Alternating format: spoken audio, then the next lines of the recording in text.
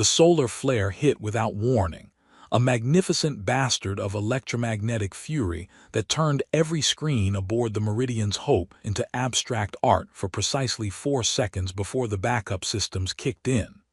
Dr. Samuel Rivera had exactly enough time to think, "That's not good," before the ship lurched sideways and his coffee, real coffee, smuggled from Earth at considerable personal expense, painted an arc across the lab that would have made Jackson Pollock weep with envy. Emergency evacuation protocol initiated. The ship's AI announced with the kind of calm that suggested it had never actually experienced an emergency. All personnel proceed to designated transport pods. Samuel grabbed his tablet, then reconsidered and grabbed his coffee thermos instead. Priorities. The corridor outside was a controlled chaos of scientists and diplomats moving with practiced efficiency toward the evac pods. This was supposed to be a routine cultural exchange, the kind of milk and cookies diplomacy that happened when two civilizations wanted to prove they could share space without shooting at each other. The Valith sovereignty had sent one of their smaller vessels, though smaller, for them, still meant it could probably double as a moon for a terrestrial planet. And everything had been going wonderfully boring until the sun decided to have opinions. He reached Pod Bay 3 and frowned. The queue was longer than a Centaurian opera. Pod Bay 4, then. He jogged down the corridor, boots squeaking on the deck plating, and nearly collided with Ensign Park running the opposite direction. "4's damaged," Park shouted without stopping, rerouting to the Valith ship. Samuel's feet made the decision before his brain caught up, carrying him toward the docking collar that connected their vessels. The Valith flagship Eternal Meridian, they really liked that word, apparently, loomed beyond the transparent aluminum viewport like a silver cathedral crossed with a very elegant knife.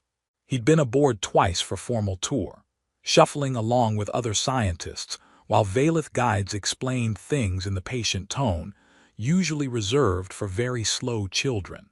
The docking collar flexed under his feet, its adaptive plating groaning as the two ships struggled to maintain connection through the electromagnetic storm. He stumbled into the Valith airlock just as another surge hit, and the heavy door sealed behind him with a hiss that sounded uncomfortably final. The interior of the Valith ship was dimmer than human vessels, lit by strips of bioluminescent material that pulsed gently along the walls like the breathing of some great beast. Samuel found himself in a corridor that curved upward in a way that made his inner ear file a formal complaint. A Valith crew member rushed past, male, he thought, though he'd never quite mastered the subtle differences in their features, shouting something in their melodic language that probably meant evacuate in at least 7 different tenses. He followed the flow of movement, letting instinct and panic guide him deeper into the ship. Another lurch, harder this time, sent him sprawling into a side corridor. The lights flickered, shifted from blue to amber, and he heard the distinct sound of a blast door slamming shut somewhere behind him. "Fantastic," he muttered, picking himself up, "lost on an alien spaceship. This is definitely not how I thought today would go." The corridor ended at a door that opened with a soft chime, revealing what looked like an observation room. Wide viewport dominating one wall, minimal furniture consisting of low benches arranged in a semicircle, and absolutely nobody else in sight. He was about to back out and find a more populated section when the ship shuddered again, and he heard something crack ominously in the corridor behind him. Samuel dove into the observation room. The door sealed. The lights went red, then settled into a dim amber that suggested the ship systems were having a very serious conversation about priorities. "Well," he said to the empty room, "at least the view's nice." Through the viewport, space was doing things space generally didn't do. The solar flare had created a spectacular light show, ribbons of charged particles painting auroras against the black. It would have been beautiful if it wasn't actively trying to kill everyone. "You are in a restricted section." Samuel spun, nearly dropping his thermos. She stood in the doorway of an adjacent room he hadn't noticed, tall, slender, with features that were almost human except for the eyes that held too much depth and the ears that swept back in elegant points before tapering upward. She wore armor, ceremonial but functional, that caught the amber light like liquid mercury. Her hair was dark, impossibly long, bound in an intricate series of braids that probably required an engineering degree to achieve. He knew exactly who she was. Everyone did. Queen Ashara Velthian had ruled the Valith sovereignty for what humans translated as several decades, but which was apparently just getting started by her people's standards. Samuel's brain, usually reliable in crisis situations, decided this was an excellent time to take a vacation. I was evacuating, the solar flare, my ship, coffee. He held up the thermos as if it explained everything. Her expression didn't change, which was somehow more intimidating than anger would have been. You are human. Guilty as charged. Dr. Samuel Rivera, Xenobiology Team. He attempted what he hoped was a respectful bow and immediately worried. He just performed the Valith equivalent of a very rude gesture. I apologize for the intrusion, Your Majesty. If you could point me toward the nearest evacuation route, I'll get out of your hair.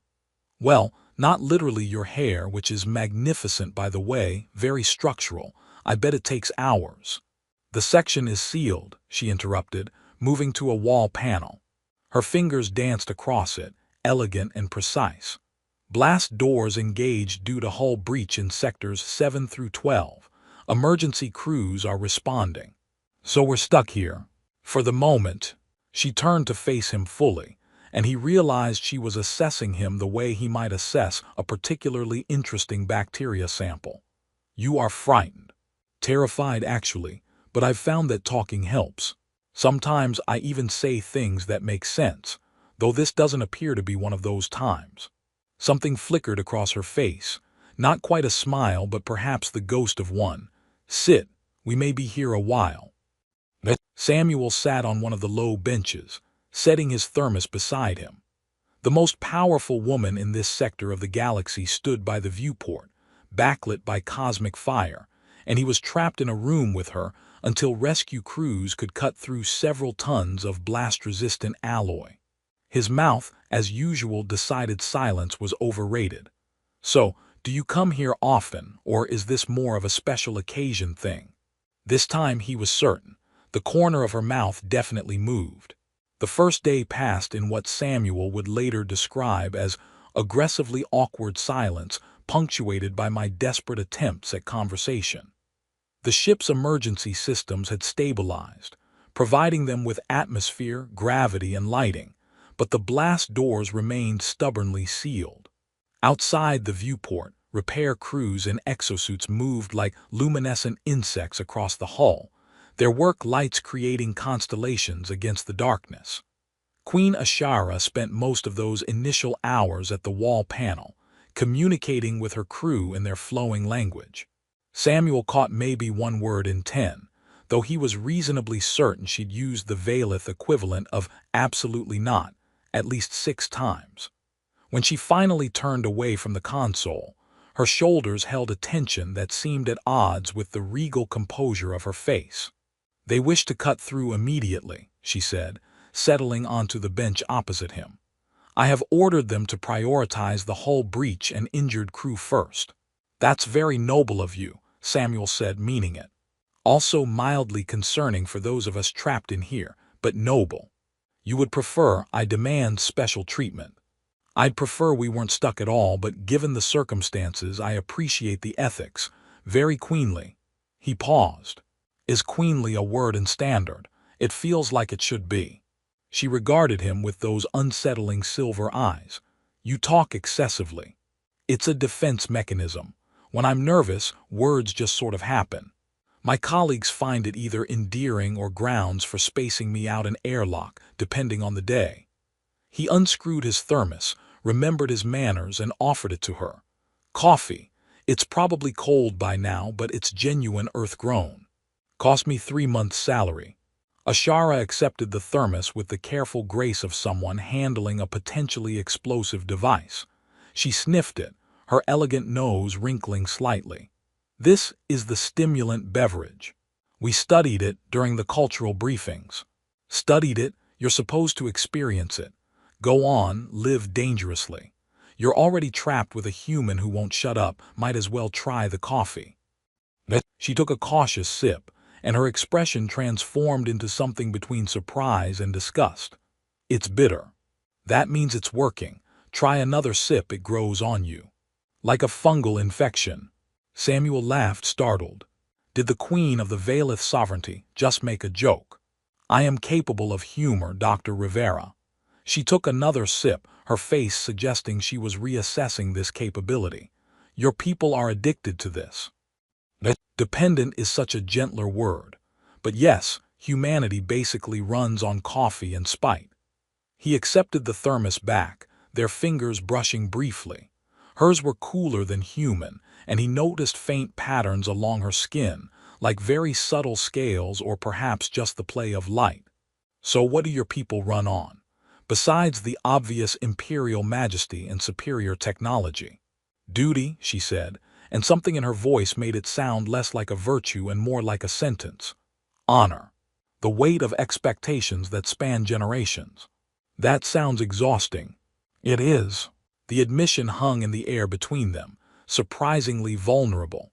Samuel had expected deflection or perhaps a regal dismissal. Instead, Ashara looked at him with an expression that suggested she was equally surprised by her own honesty. "How long have you been queen?" he asked, gentler now.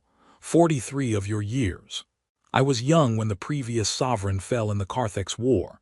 "Too young," many said, "but our succession laws are absolute." She gestured at the viewport, at the vast ship surrounding them. "This vessel has been my home longer than any planet. My throne room, my prison. You could leave. Take a vacation. I hear the rings of Saturn are lovely this time of year, though admittedly every time of year looks the same in space." "A queen does not take vacations, Dr. Rivera." "Samuel, and that's a terrible policy. Everyone needs downtime, even impossibly elegant alien monarchs." He leaned back against the wall, the cold seeping through his uniform.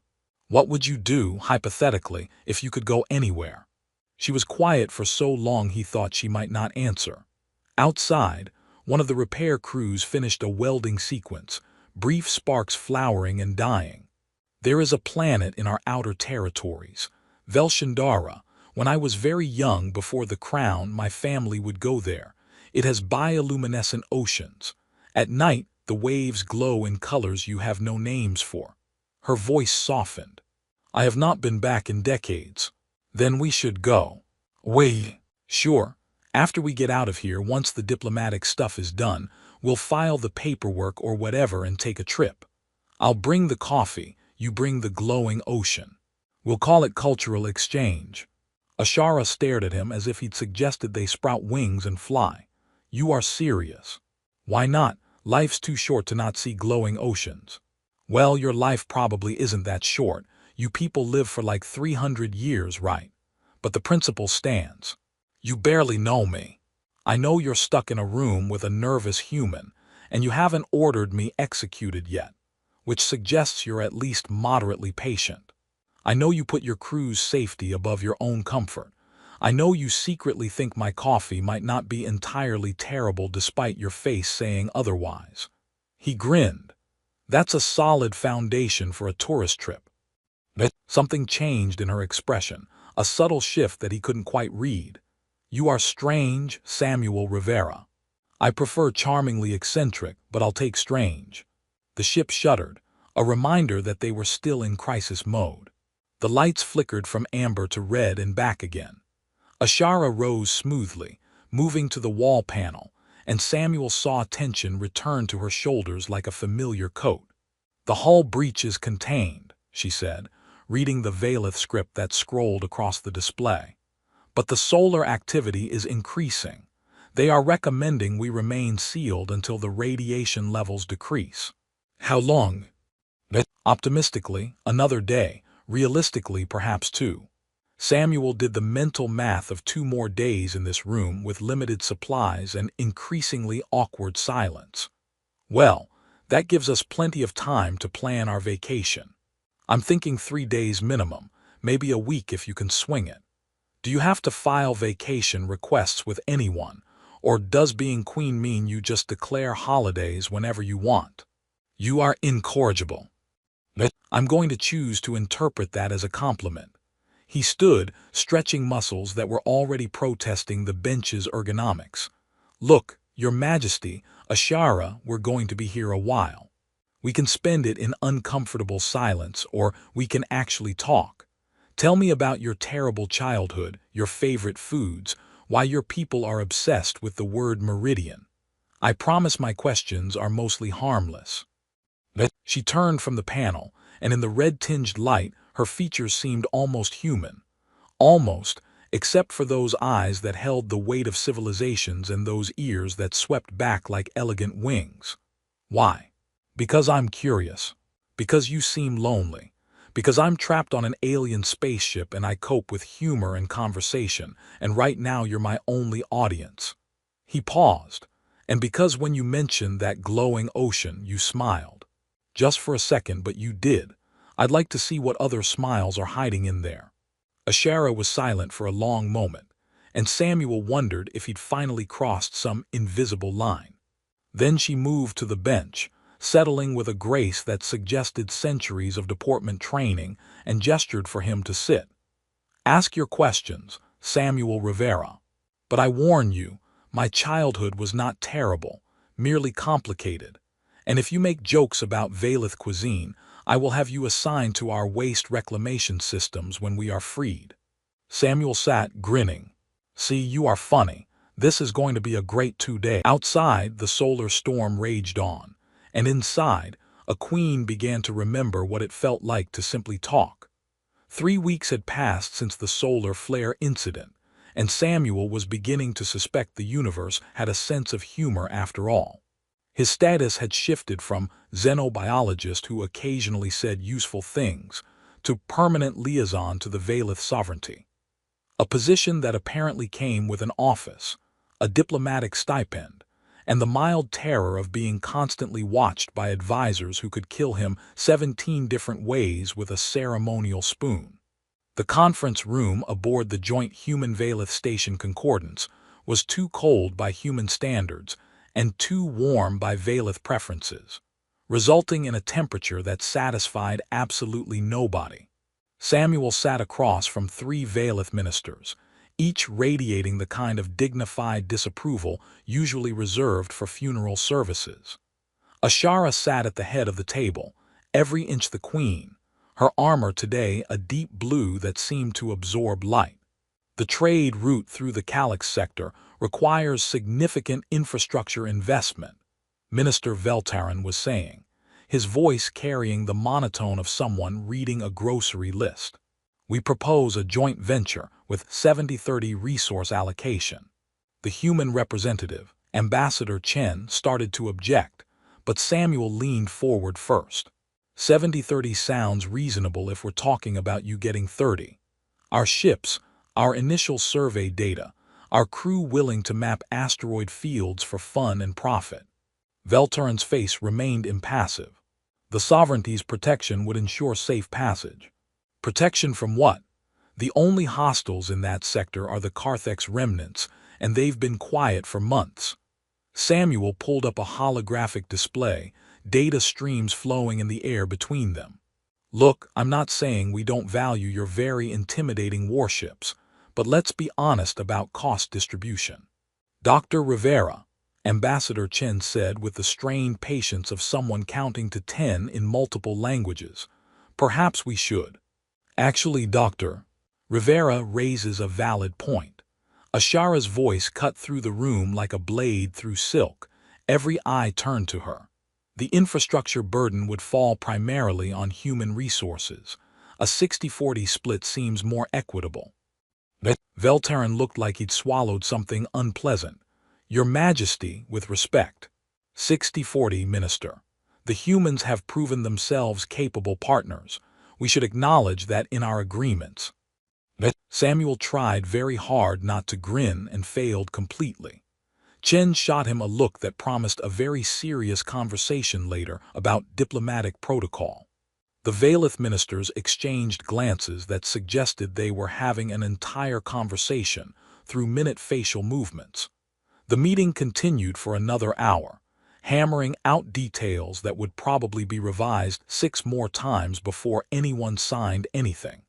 When it finally concluded, Samuel gathered his tablet and started to leave with the other diplomats, but Ashara's voice stopped him. "Dr. Rivera, a moment." The room emptied with the speed of people who recognized a dismissal. Chen gave Samuel one last warning look before departing, leaving him alone with the Queen and the 2 guards who stood by the door like decorative statues that could probably bench press a shuttle. "You undermined Minister Velterin," Ashara said, but her tone suggested this was an observation rather than an accusation. "He was trying to fleece us. Someone had to say it. That someone did not need to be you." She moved to the viewport, and Samuel noticed she did that a lot, gravitating toward windows like they were escape routes. "My ministers believe you have too much influence. I barely have influence over my own breakfast choices. Yesterday I had protein paste because I forgot to grocery shop. They believe I favor you." Samuel's mouth went dry. "Do you?" She turned, and in the station's harsh lighting her features were sharp, almost severe. "You are useful. Your perspective is unfiltered by political necessity. That has value." "Wow, don't overwhelm me with compliments. I might blush." "You are also infuriating."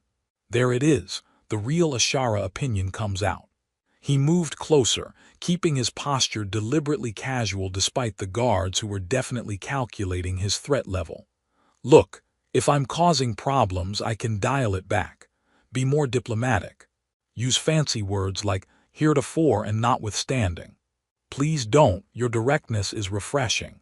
She paused, something uncertain crossing her face. "There is a state dinner tonight. The human delegation is expected to attend." "I know. Chen's already warned me about which fork to use, though honestly the Valeth eating utensils look more like surgical instruments. I would like you to sit at the high table." Samuel blinked. "The high table, as in your table?" "As in, the table where important people sit and judge everyone else." "Yes, that's going to make your ministers even more convinced you favor me." "I am aware.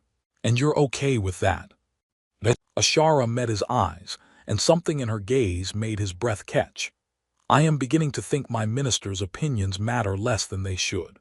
The statement hung in the air between them, heavy with implications Samuel wasn't sure he was ready to examine.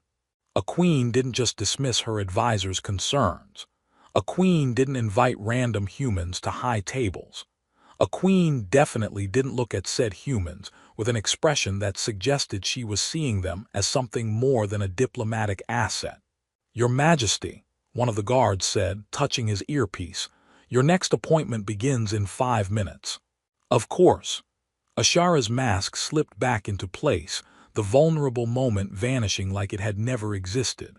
"I will see you tonight, Dr. Rivera." Samuel left the conference room in a daze, nearly walking into Ambassador Chen in the corridor. The older man grabbed his arm, steering him into an alcove away from the main traffic. "What did she say to you?" Chen demanded. "She invited me to dinner." "The state dinner, everyone's invited to that." "No, the high table with her." Chen's expression cycled through surprise, concern, and something that looked like calculation. "Samuel, do you understand what that means politically? That I need to find something nicer to wear than my lab coat. It means the Valeth Queen is publicly declaring you important to her. Every faction in both our governments is going to analyze this. They'll want to know why. They'll want to know what influence you have, what promises you've made." "I haven't made any promises.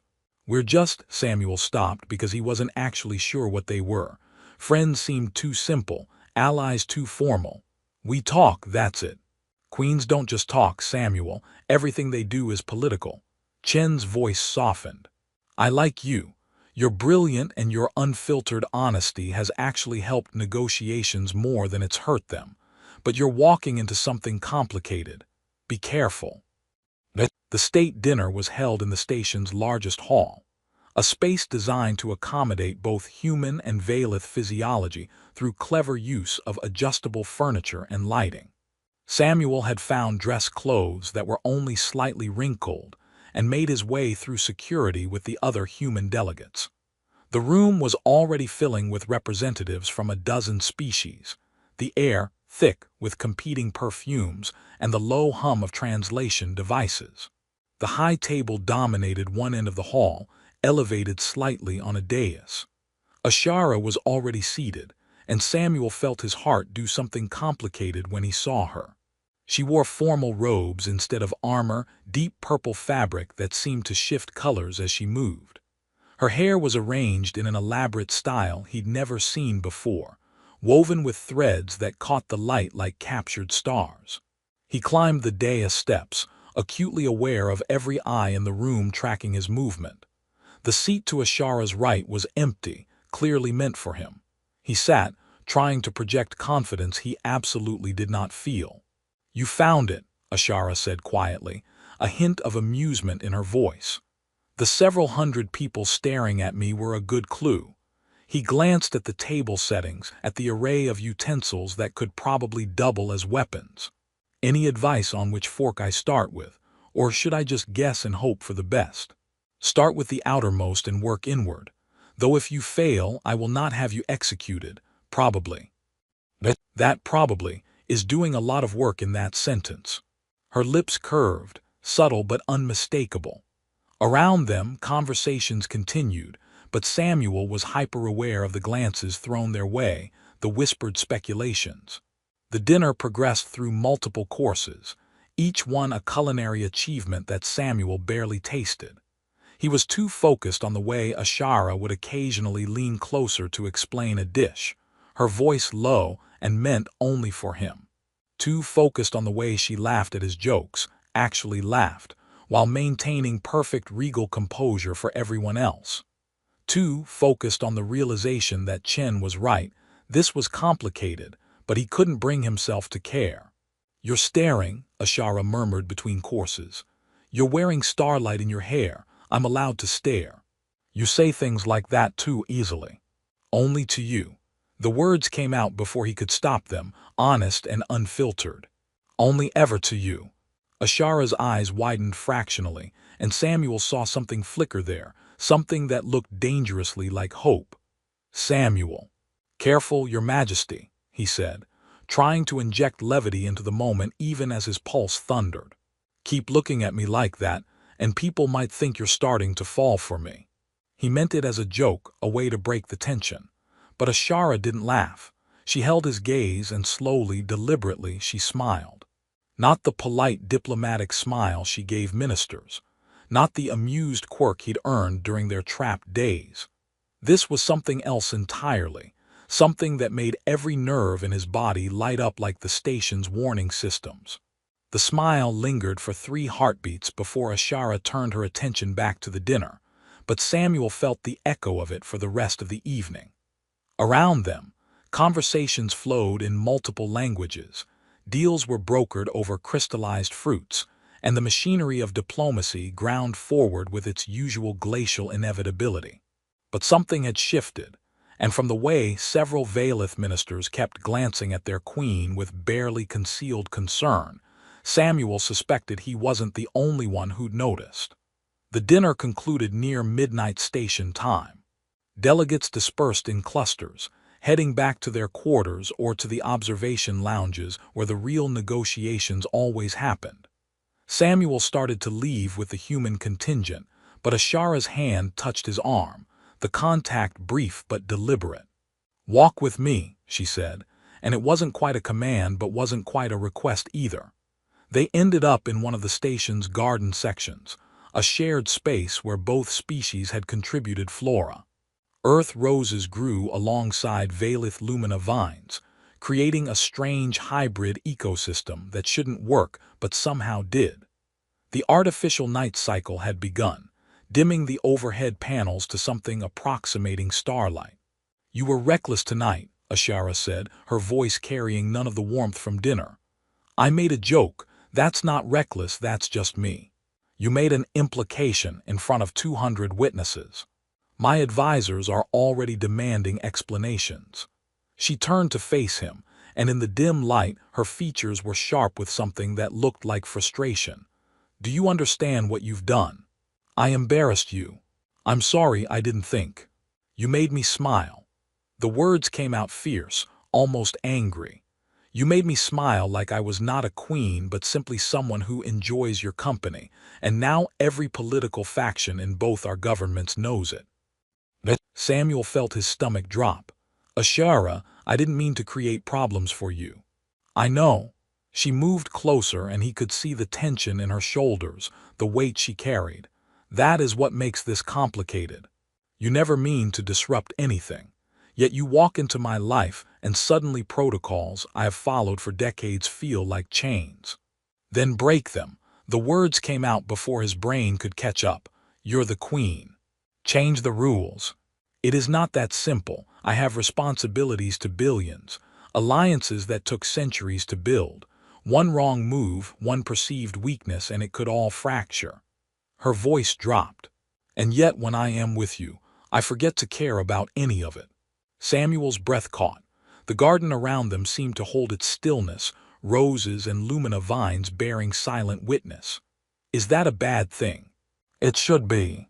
Ashara reached up, and he realized she was removing something from her hair, one of the star-thread ornaments. She held it between them, the delicate metalwork catching what little light remained. "This belonged to my grandmother. She wore it when she signed the treaty that ended the Carthax War. She told me once that duty and desire are not meant to coexist in a ruler's heart." "Your grandmother sounds like she needed better hobbies." "Samuel." But there was no heat in the rebuke, only exhaustion. "I am trying to explain why this cannot happen. This, whatever is forming between us. This connection that makes my ministers nervous and your ambassador Chen send warning messages. This feeling that makes me want to abandon a state dinner just to hear you make terrible jokes." She met his eyes. "I am trying to explain why I must stop it before it goes further." Samuel took the ornament from her hand, studying the intricate metalwork. It was beautiful, delicate, and probably worth more than his entire education. "Can I tell you something? And I promise this is the serious version of me, not the one who deflects with humor. Please." "That first day we were trapped, you told me about Velshandara, the planet with the glowing oceans. You said you hadn't been back in decades." He turned the ornament, watching light play across its surface. "That's not duty, Ashara, that's sacrifice, and there's a difference. Rulers must sacrifice. Everyone sacrifices something, but you've sacrificed everything. Your freedom, your joy, even the memory of what it felt like to just exist without the weight of a crown." He handed the ornament back to her. "Your grandmother was wrong. Duty and desire aren't enemies. They're just two parts of being alive. You make it sound simple. It's not simple. It's terrifying and complicated and probably going to cause a dozen political headaches." He smiled, gentle this time. "But here's what I know. In those 3 days we were trapped, you were the happiest I've ever seen you. Not when you were being queenly or diplomatic or any of the roles you play. Just when you were talking to me about glowing oceans and terrible coffee." Ashara was quiet for so long he thought she might leave. Then she laughed, soft and broken. "It was truly terrible coffee. The worst. I have no idea why it cost 3 months' salary. And yet you shared it with me." "Of course I did. You looked like you needed it." She stepped closer, close enough that he could see the fine patterns along her skin, the way her eyes reflected the garden's bioluminescence. "My advisors will object. Your government will see opportunity for manipulation. We will face opposition from factions who believe humans and Valeth should remain separate. Probably, but you're the queen, you've faced worse. Not with so much at stake. Then we'll be careful, we'll navigate the politics together. I'll even stop making jokes at formal dinners if it helps." He paused.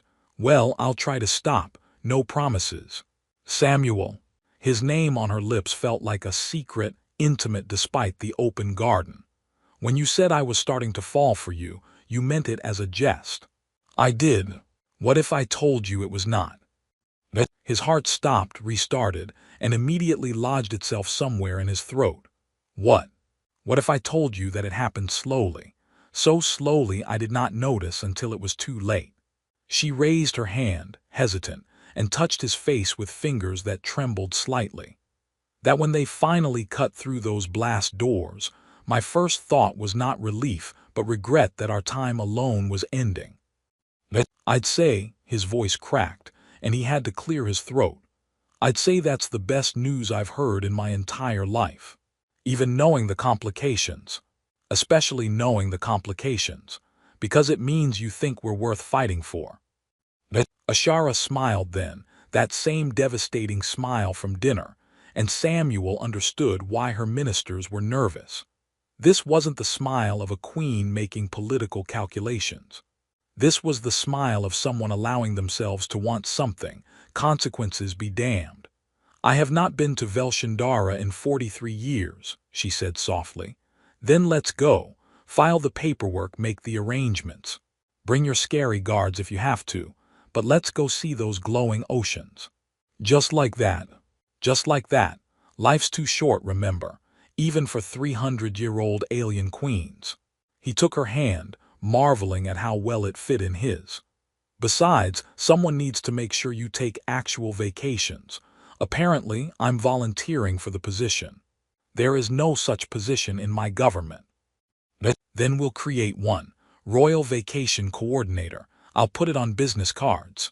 She laughed, genuine and free, and pulled him closer. You are impossible, Samuel Rivera.